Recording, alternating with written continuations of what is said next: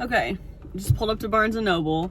I just found out about a book called The Compound that's being explained as Lord of the Flies meets Love Island. And as a huge Love Island fan myself, I absolutely need the book. It's a debut, and I love debuts. In this season of Love Island, at least Love Island USA is not giving what it needs to give. So maybe this book will help fill the void.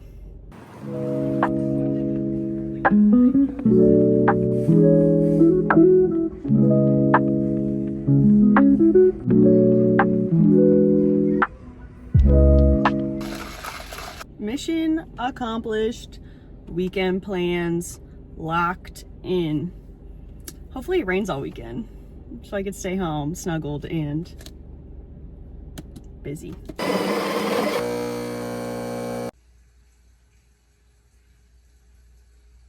Okay, I started The Compound last night. I'm like 75 pages in.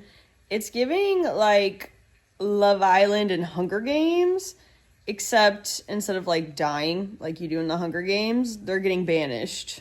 But they're like competing for prizes and there are sponsors. This is very interesting. And the writing is like really flowing. It's like extremely easy to read. Okay, I have since finished multiple books since my last clip, so let's get right into it.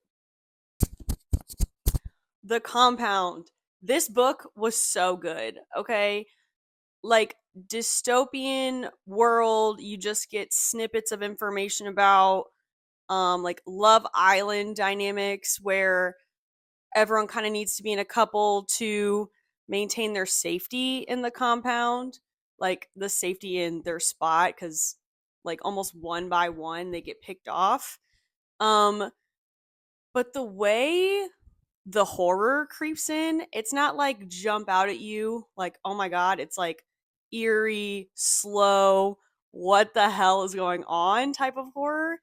And then it gets to the point where you finish the book and you're like, oh, that was dark. I absolutely recommend this. I think it's an add-on for Book of the Month now. Rightfully so. And the other thing I'll say is I picked this up like a week or so ago. And Love Island just like keeps getting worse. Love Island USA, at least. Love Island UK, as far as I am right now, I don't remember what episode, is much more textbook Love Island of like what feels like more natural drama and not just like everyone sticking in their OG couple, which is, if you're a Love Island fan, you know. I have also since finished Mr. Mercedes. This book was dark. It's Stephen King, so you know what you sign up for. This was slap you in the face, disturbing type of dark. And the character that is the killer, Mr. Mercedes, is probably one of my least favorite characters I have ever encountered in my life of reading. He was the worst. I'm gonna hold that grudge forever, and I hope he does not appear in any more Stephen King books. I hated him. That being said, this book was really good. A whole bunch of different types of characters like being developed and how their personality dynamics play out, helping solve the issue. I really, really liked. This is the introduction of Holly into the Stephen King universe. If you've read more of the Bill Hodges trilogy or The Outsider, I loved The Outsider. Talk about like nightmare fuel, in my opinion. Stephen also came out with the book Holly, and I want to say she's even in his newest release too. I'm not sure. Anyways, dark.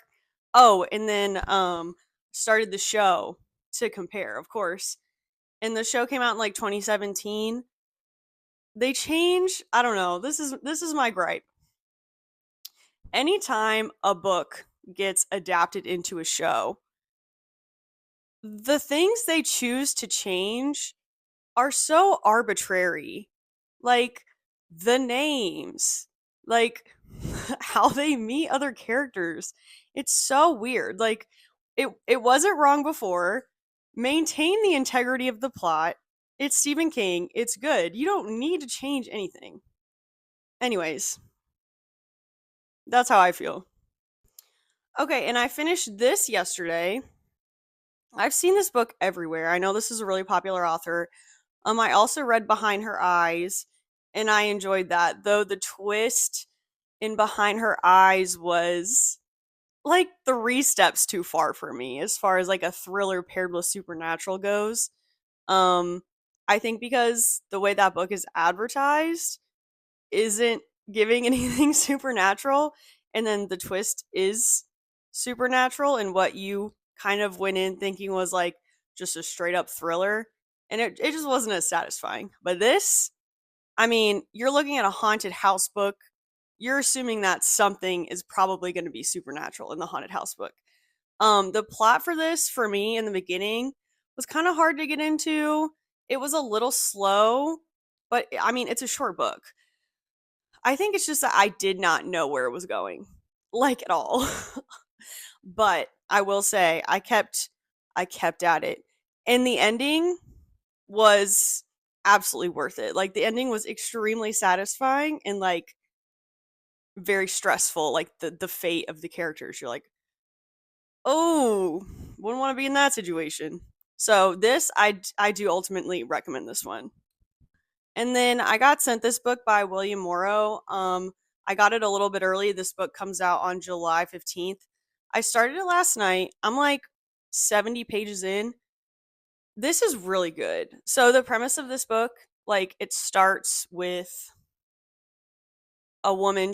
I want to say she's 22. She's working at a fancy country club, and she's serving like a private dinner at the country club to like some of the richest people in London. And all 4 of them die by poisoning. And she just like dips out of her shift and leaves. You only hear her point of view, as far as I know, like the first like 3 pages. And then the remaining chapters of the book are describing this character from different men's point of views. So her lawyer, her dad, who I assume is her boyfriend, and they're all explaining her how they perceive her, in the time that they know her and like what her character is. If you read Notes on an Execution, has a similar vibe. If you're a fan of that, you'd probably love this book based on my take of it so far. Like I said, I'm 70 pages in, but I have a really good feeling. And since this is my first YouTube video, if you came here from my Instagram, you're probably familiar with my favorite books because I don't know how to shut up about them. Um, but if you're new here, I'll share some of my favorite books so you can get the gist of what I'm all about. My reading journey began with Harry Potter. I am like the perfect age for the Harry Potter to Twilight to Hunger Games pipeline. So I read Harry Potter as a kid, obsessed. I always thought I would have made, an amazing Ginny Weasley, as I have the red hair and I would have fit right in. And I loved Harry, of course, the chosen one. And then after that, Twilight hit hard when I was in middle school. There was probably not a better time to be obsessed with Twilight than in middle school because you are so shameless of what you like. And honestly, that is the energy that always needs to be brought. The Twilight time, you could say it never ended. Um, I think the first like midnight book premiere I ever went to was Breaking Dawn. Me and my best friend made puffy paint shirts that said Team Edward, and I stand behind that. Team Edward. And then when I was in high school, my sister read Hunger Games first and was like, "You absolutely have to read this. You'll be obsessed." I think I read the trilogy in like a weekend. Granted, those are short books. And yeah, obsessed. Which is a perfect segue into one of the best books I've read this year, Sunrise on the Reaping.